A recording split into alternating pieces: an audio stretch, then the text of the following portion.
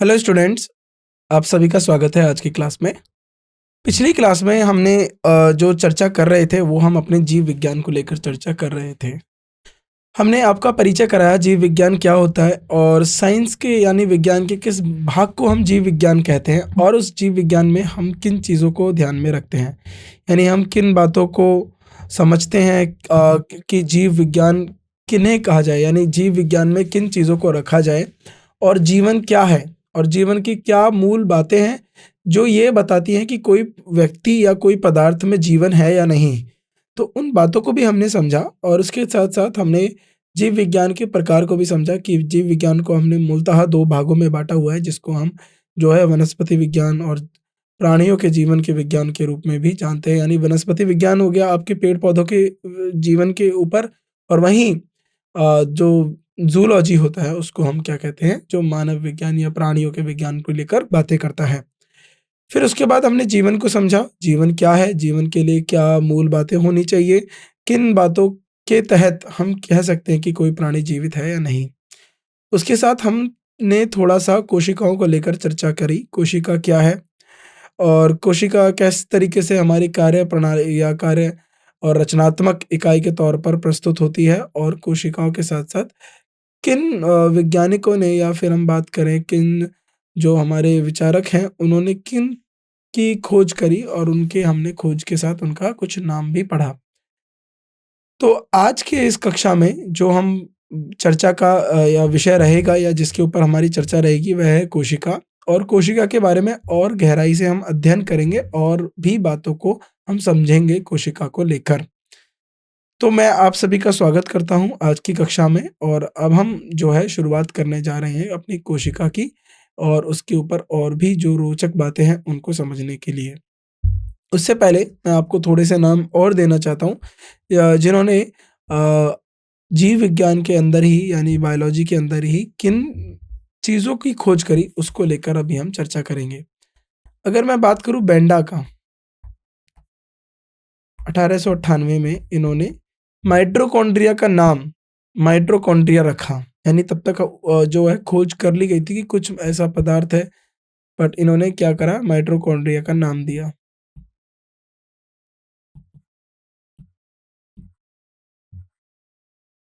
याद रखेंगे, माइटोकॉन्ड्रिया का नाम दिया। वहीं हम बात करें फ़ैलिस की, इन्होंने न्यूक्लियस के बारे में दिया, नाभिकीय के बारे में जानकारी दी। और उसके बाद हम बात करें nucleus related to inheritance character, और ये तो अभी हम जो बात करते हैं जो मूलतः जो आपको जो है बातें थी या जिन्होंने खोज करता थे उनके बारे में अभी मैंने आपको बताया, लेकिन एक जो है आपको थोड़ी सी अधिक जानकारी देना चाहता हूँ। हमने अभी शेल्डन और शॉमैन के बारे में थोड़ा सा पिछली क्लास में बताया कि इन्होंने जो है सेल को लेकर बात करी थी। तो शेल्डन और शॉमैन ने अपनी सेल थ्योरी दी, कोशिका की जो थ्योरी है उसको दिया। ये पूछा जाता है कि शेल थ्योरी किसने दी? ये हमारी दी शेल्डन ने।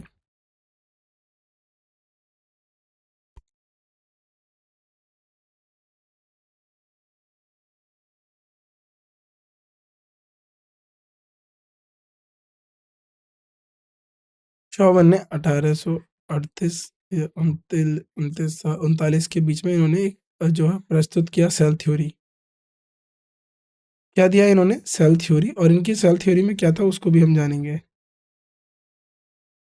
सेल थ्योरी, क्या इन्होंने सेल थ्योरी में मुख्य बातें करी कि जो प्लांट है, जो पौधे हैं और जो प्राणी हैं, वो सब किससे बने हैं? सेल से, कोशिका से। यानी प्लांट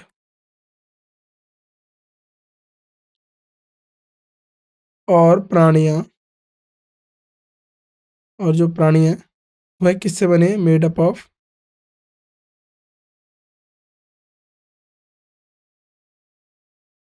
सेल से बने हैं। और जो प्रत्येक ऑर्गेनिज्म है, यानी हर एक ऑर्गेनिज्म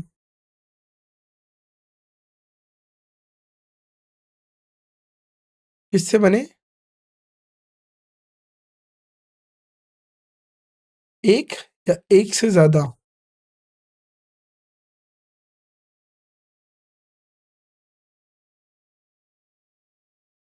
एक से अधिक सेल से बने।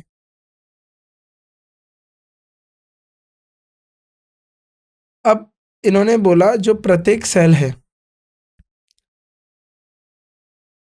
जो प्रत्येक सेल है वह अपने पिछले सेल से उत्पन्न हुआ है। जो एक सेल बना वो उससे पिछले वाले सेल से बना।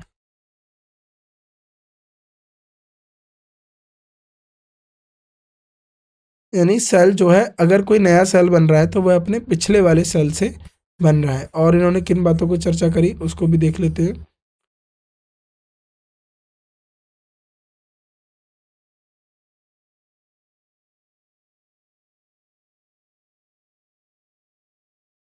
इन्होंने बोला कि एक जो है एक अपवाद है, वह क्या है? वायरस, है ना। तो वायरस, उन्होंने बोला virus is the exception of cell. तो वायरस जो है सेल थ्योरी का अपवाद है, क्योंकि वो वायरस तक बता नहीं पाए, वायरस के बारे में जानकारी नहीं दे पाए। क्योंकि उन्होंने बोला कि वायरस जो है वो पनपता है किसी के शरीर में जाकर, वह खुद से जो है नहीं रहता, वह किसी के शरीर में जाकर पनपता है। ये सेल थ्योरी जो है दी गई। अब हम बात करते हैं डिस्कवरी ऑफ सेल की। तो सेल की डिस्कवरी किसने करी और सेल के बारे में जो है जानकारी हमें किसने दी? तो अब हम बात करें डिस्कवरी ऑफ सेल की, यानी अब जो हम मुख्यतः हम चर्चा करेंगे वो करेंगे डिस्कवरी, सेल की खोज। देखिए, रॉबर्ट हुक ने 1665 में, याद रखना ये तारीख, रॉबर्ट हुक ने 1665 में ऑब्जर्व किया एक हनी कॉम्ब को। किसको? हनी कॉम्ब को। यानी रॉबर्ट हुक 1665 में रॉबर्ट हुक ने अपने साधारण माइक्रोस्कोप के तहत कॉर्क के एक टुकड़े में शहद की छत्ती जैसा पैटर्न देखा।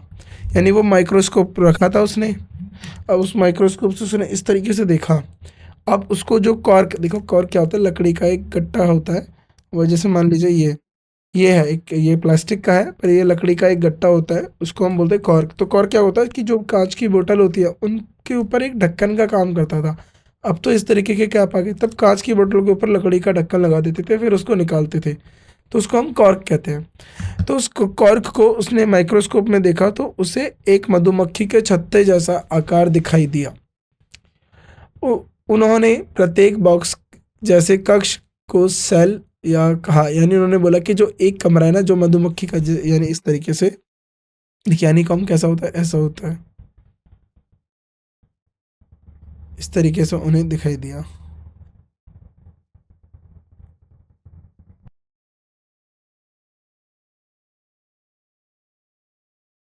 तो इस तरीके से इन्हें दिखाई दिया और इन्होंने प्रत्येक कक्ष को, जो प्रत्येक कंपार्टमेंट है उसका उन्होंने नाम रख दिया सेल।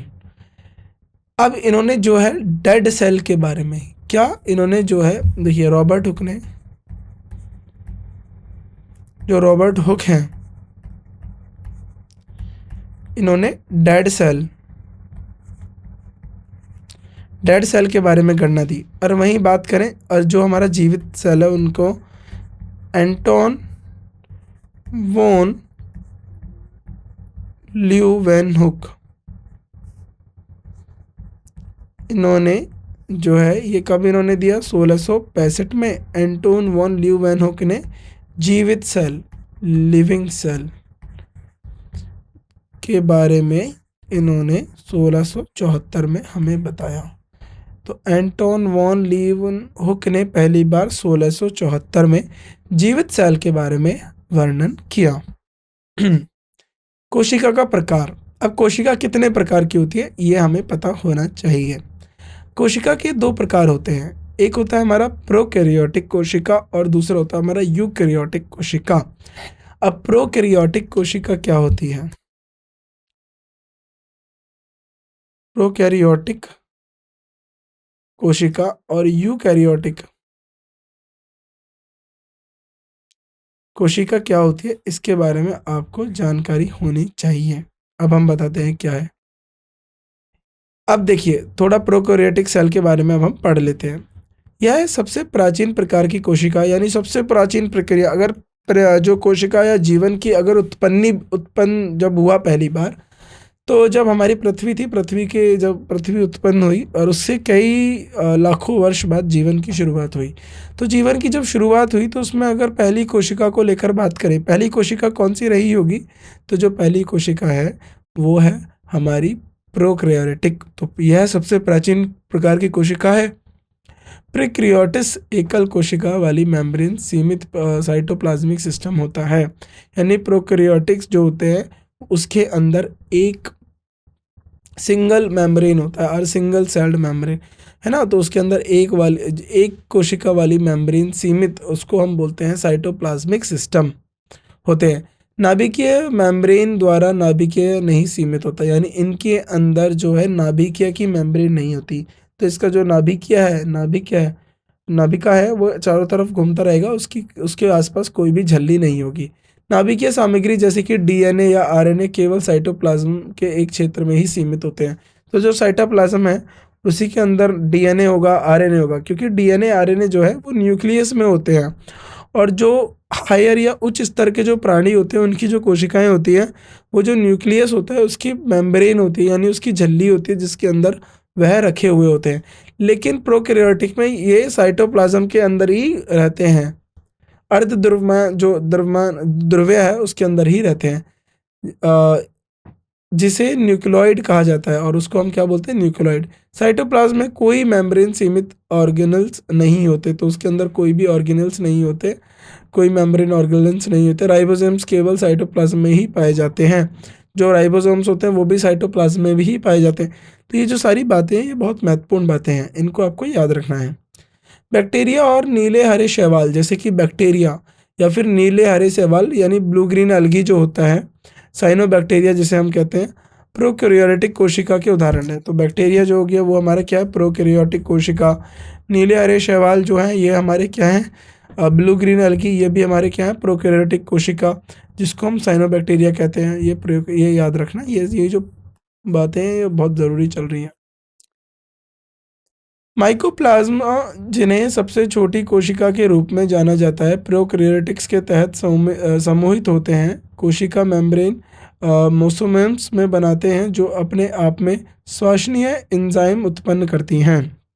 यानी कहने का मतलब है जो प्रोकैरियोटिक जो माइकोप्लाज्मा जो है, जिन्हें सबसे छोटी कोशिका के रूप में माना जाता है, यानी जो माइकोप्लाज्मा है वह सबसे छोटी कोशिकाएं हैं, प्रोकैरियोटिक के तहत समूहित होती हैं। और ये किसके अंदर आती हैं? ये प्रोकैरियोटिक के ग्रुप में आती हैं। कोशिका मेम्ब्रेन, अब जो हम कोशिका मेम्ब्रेन की बात कर रहे हैं, मीसोसोम्स की बात कर रहे हैं। कोशिका मेम्ब्रेन मीसोसोम्स बनाती है जो अपने आप में श्वसनीय है, यानी जो अपने आप में श्वसनीय है, यानी वो खुद इनफोल्डिंग हो जाती है, एंजाइम उत्पन्न करती है। यानी प्रकाश संश्लेषण वाली बैक्टीरिया की कोशिका मेम्ब्रेन प्रकाश संश्लेषण लेमन बनाती है जो पिगमेंट उत्पन्न करती है। यानी जो कोशिकाएं जो प्रकाश संश्लेषण करती हैं, यानी जो प्रकाश से अपना जो है खाना या न्यूट्रिशन जो प्राप्त करती हैं, पोषण करती है, वह कोशिकाएं जो हैं वह लेमिनिन बनाती है, लेमिनिन जो पिगमेंट उत्पन्न करती हैं। अब हम बात करते हैं आगे चलकर जो है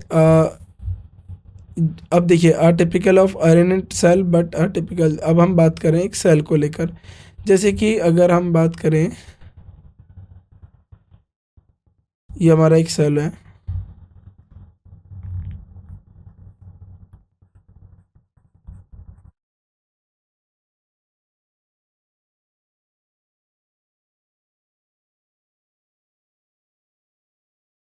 अब इसके अंदर देखिए कुछ बातें हैं जो आपको समझनी है।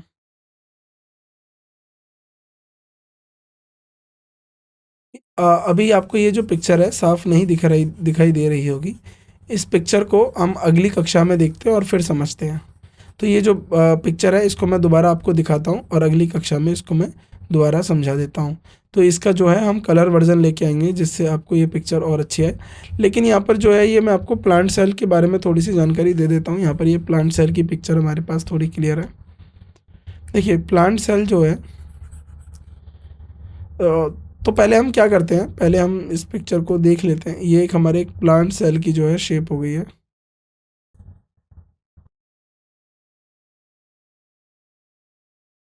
अब इसके अंदर क्या होता है, सबसे पहले एक अंदर होता है न्यूक्लियस।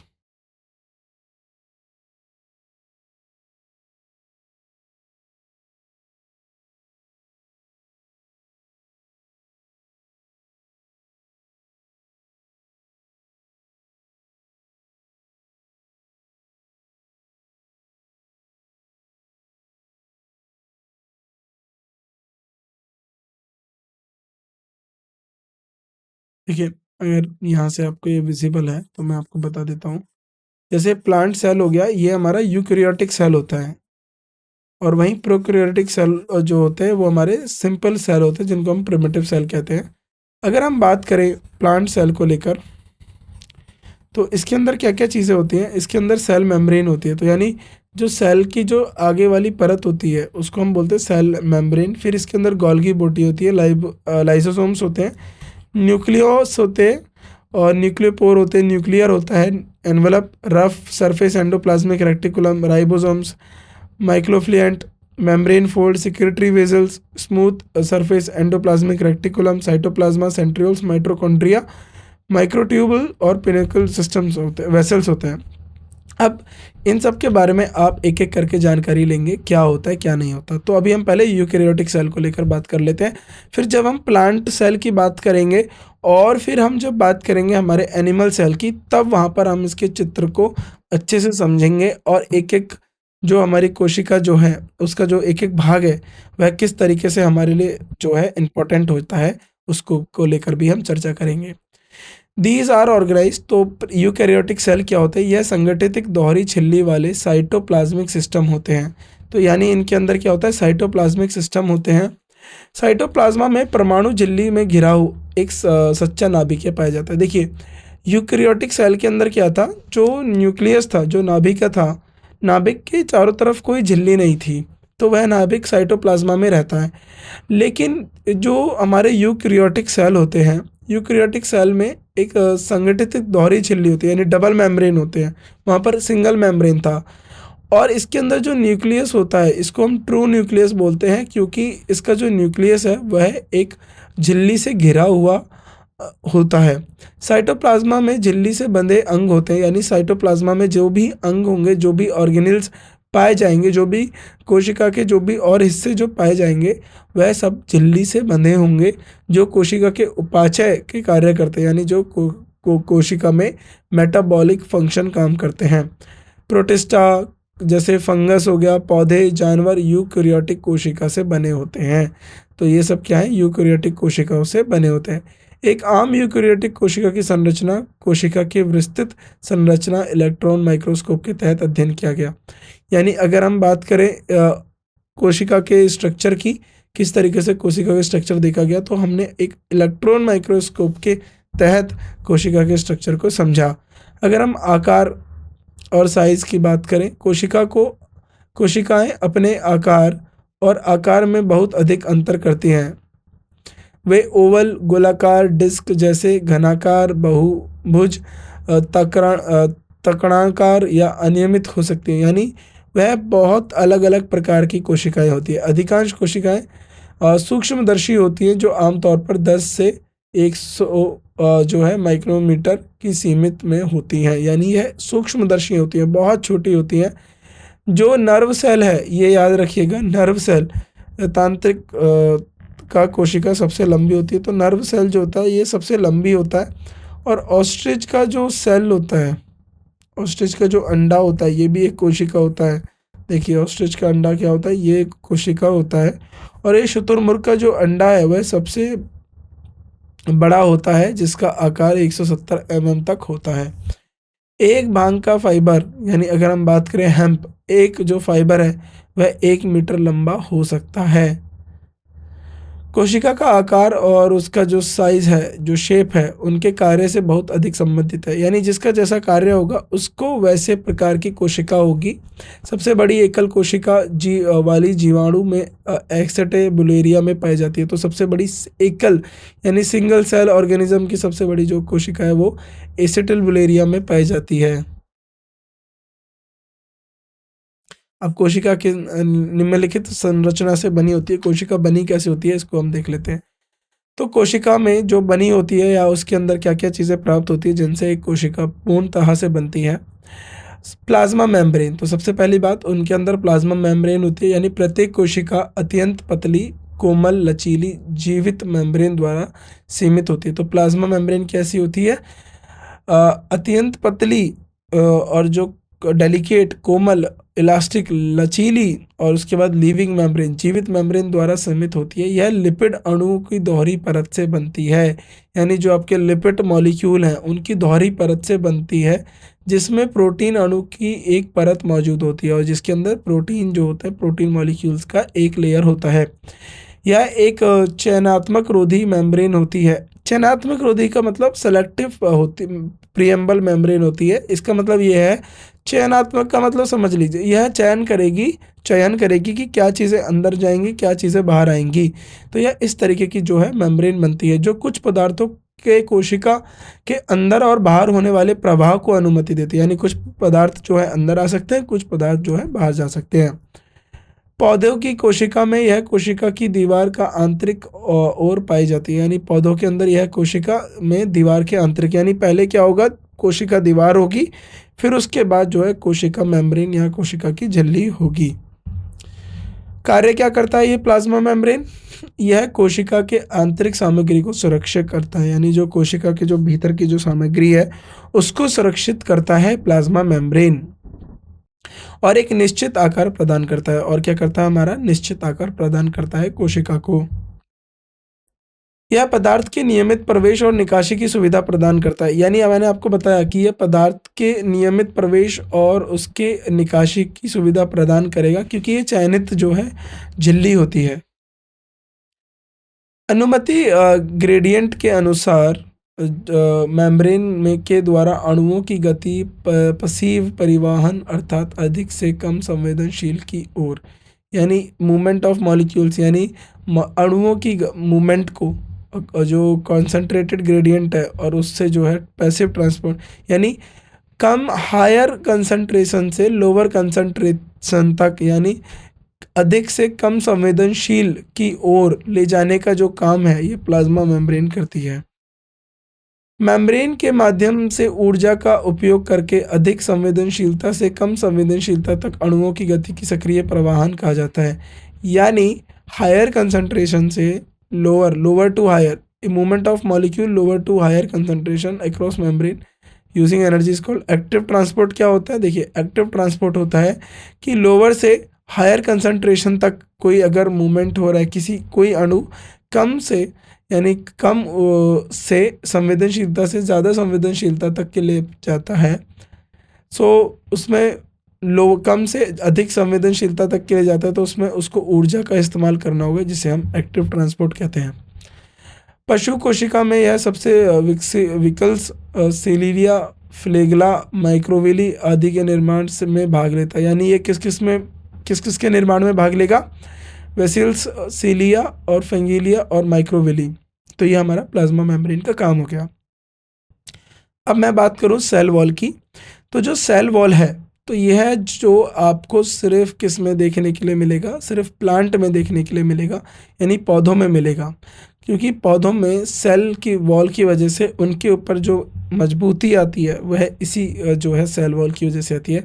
पौधों की कोशिका में प्लाज्मा मेम्ब्रेन के बाहर एक अतिरिक्त सुरक्षा भित्ति होती है, जिसे हम कोशिका भित्ति कहते हैं, यानी सेल वॉल कहते हैं। यह अपेक्षाकृत मोटी और कठोर होती है, यानी यह थोड़ी जो है मोटी और कठोर होगी और सेलुलोज से बनी होगी। यह बहुत इंपॉर्टेंट बात है कि सेल वॉल किससे बनी होती है? सेलुलोज से बनी होती है, जो कि कार्बोहाइड्रेट होते हैं, जो हमारे क्या होते हैं? परमिएबल होते हैं, जो प्रवाही प्रकृति के होते हैं। यह पतली या मोटी बहु परतीय हो सकती है और उदाहरण बैक्टीरिया, तो बैक्टीरिया के अंदर भी सेल वॉल होती है। इसका जो है काम क्या होता है, कोशिका भित्ति वनस्पति कोशिका के आकार को निर्धारित करती है, यानी जो कोशिका वॉल होगी उसके आधार पर कोशिका का जो शेप है, जो आकार है, वह निर्भर करेगा। यह प्लाज्मा मेम्ब्रेन के साथ साथ कोशिका के आंतरिक संरचना की भी सुरक्षा करती है। जैसे प्लाज्मा मेम्ब्रेन के बारे में अभी आपने सुना कि वह क्या करता है, वो जो हमारा जो सेल है उसकी जो है रक्षा करता है, और उसके साथ साथ जो प्लाज्मा मेम्ब्रेन है उसकी भी रक्षा करता है। यह कोशिका के अंदर और बाहर विभिन्न पदार्थों के परिवहन में मदद करता है, यानी कोशिका के अंदर और कोशिका के बाहर जो हमारी विभिन्न पदार्थ हैं उनके परिवहन में मदद करता है। यह कोशिकाओं को सूखने से रोकता है, यानी कोशिका अगर कोई सूख रही है उसको सूखने से रोकता है। यह कोशिकाओं में बहुत अधिक जल प्रवेश करने की अनुमति नहीं देता, तो यह ये बोल देता है कि कोशिकाओं के अंदर ज़्यादा जल नहीं जाएगा। अगला आता है हमारा प्रोटोप्लाज्म। सभी कार्बनिक और अकार्बनिक घटक सहित कोशिका कला में प्रोटोप्लाज्म कहा जाता है, यानी जो भी हमारे कार्बन और अकार्बनिक होते हैं उनके अंदर प्रोटोप्लाज्म कहा जाता है। यह रंगहीन जेली जैसा चिपचिपा अर्धद्रव यानी सेमी लिक्विड होता है। ये या तो पूरी तरीके से फ्लूइड नहीं होता है, ना पूरी तरीके से ये सॉलिड होता है, तो ये अर्धद्रव पदार्थ होता है और चिपचिपा होता है। इससे दो भागों में विभाजित किया जा सकता है। इसको हम दो भागों में पढ़ते हैं। जैसे होता है हमारा साइटोप्लाज्मा। प्रोटोप्लाज्मा को हम दो भागों में बांट रहे हैं, साइटोप्लाज्मा और न्यूक्लियोप्लाज्मा। साइटोप्लाज्मा नाभिक के बाहर, यानी जो न्यूक्लियस के बाहर सेल के अंदर, अगर आपका मान लीजिए ये सेल है तो सेल के अंदर और ये न्यूक्लियस के बाहर, इनमें जो भी आपको वो अर्ध द्रव्य पदार्थ मिलेगा, यानी सेमी फ्लूइड जो मिलेगा, उसको हम साइटोप्लाज्मा बोलते हैं। और साइटोप्लाज्मा कहते हैं, साइटोप्लाज्मा में कई छोटे उपकला पाए जाते हैं, यानी इसके अंदर बहुत छोटे छोटे जो है ऑर्गेनेल्स पाए जाएंगे, जिनको हम साइटोप्लाज्मिक ऑर्गेनेल्स कहते हैं। वहीं न्यूक्लियस के अंदर जो हमारा अर्धद्रव होगा उसको हम बोलते हैं न्यूक्लियोप्लाज्मा। जो नाभिक के अंदर पाया जाने वाला प्रोटोप्लाज्मा या उसको जो है न्यूक्लियोप्लाज्मा कहते हैं। अब आता है हमारा एंडोप्लाज्मिक रेक्टिकुलम। एंडोप्लाज्मिक रेक्टिकुलम क्या होता है? जो हमारा ये सब देखिए, ये हमारे सेल के अंदर की चीज़ें हैं। जैसे साइटोप्लाज्मा हो गया, ये हमारा न्यूक्लियोप्लाज्मा हो गया, सेल वॉल हो गया, सेल मेम्ब्रेन हो गया। तो ये सब क्या है? ये हमारे सेल के अंदर वाली चीज़ें हैं। जो सेल के अंदर किन चीज़ों से सेल की जो है संरचना होती है, ये वह बातें हैं। एंडोप्लाज्मिक जो रेक्टिकुलम होता है, यह एक नेटवर्क है जो महीन ट्यूब जैसे संरचना में पाया जाता है। यानी ये बहुत जो है ट्यूब होता है, यानी छोटी छोटी पतली पतली ट्यूबें जैसी होती हैं जो साइटोप्लाज्मा से भरे हुए होते हैं। तो इसके अंदर क्या भरा हुआ रहता है? साइटोप्लाज्मा भरा होता है।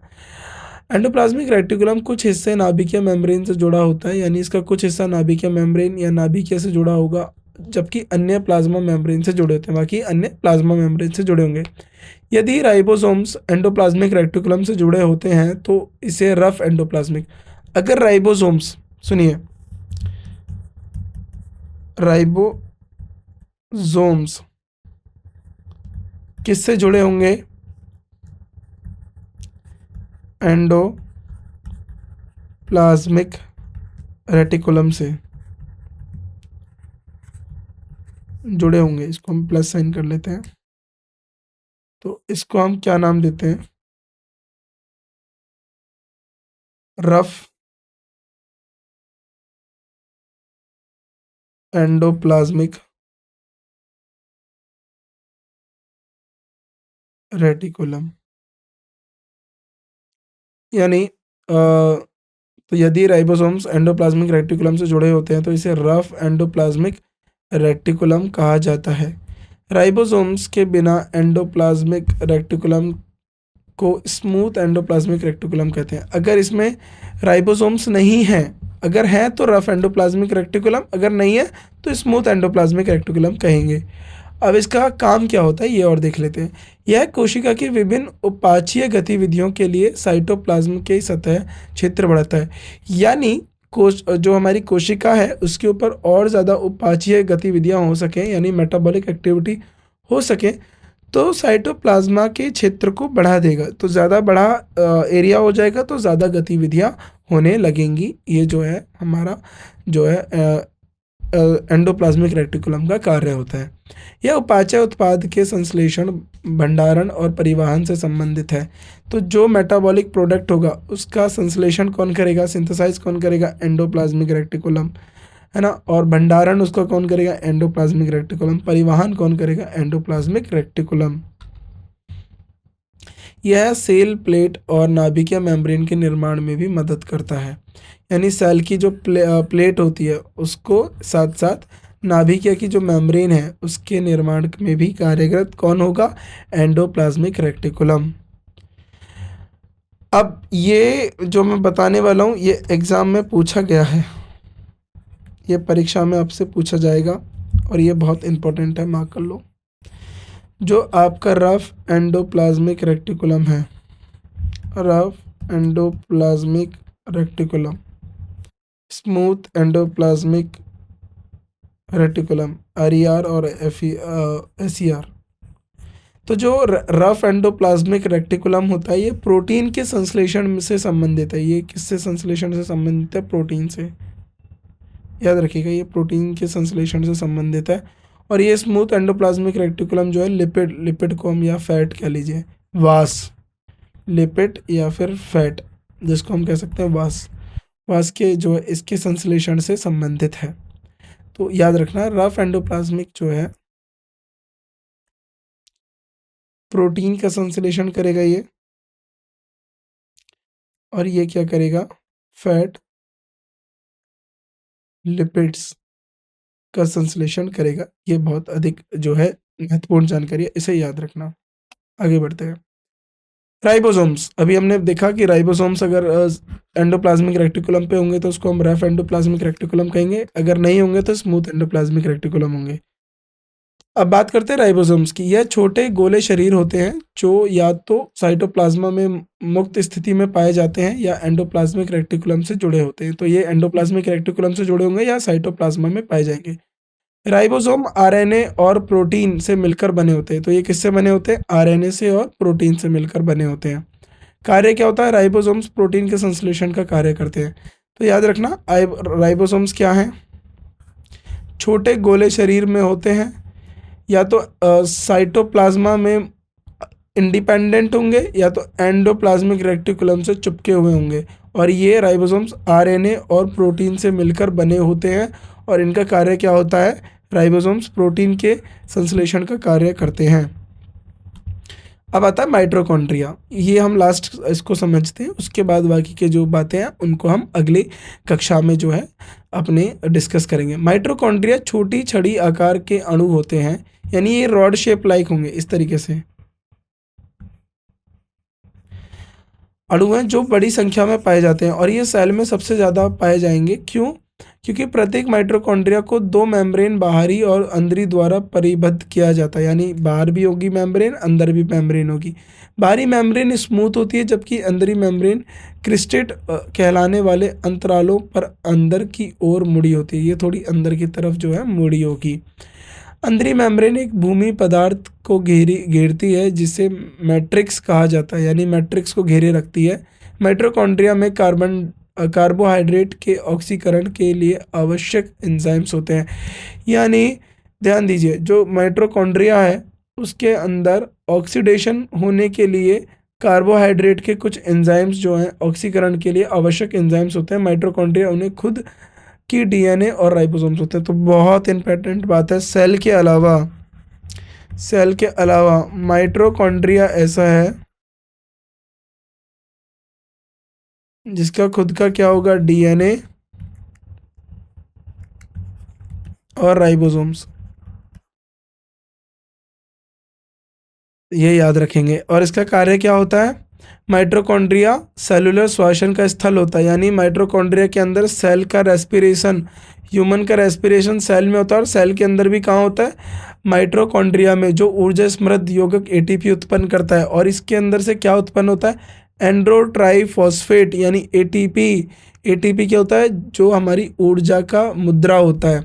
माइटोकॉन्ड्रिया को कोशिका के पावर हाउस की कोशिका का पावर हाउस किसे बोलते हैं? माइटोकॉन्ड्रिया का। और इसमें एटीपी की जो है उत्पन्न होती है, जो हमारा ऊर्जा का मुद्रा के रूप में जाने जाते हैं। ऊर्जा का मुद्रा हम किसे कहते हैं? एटीपी।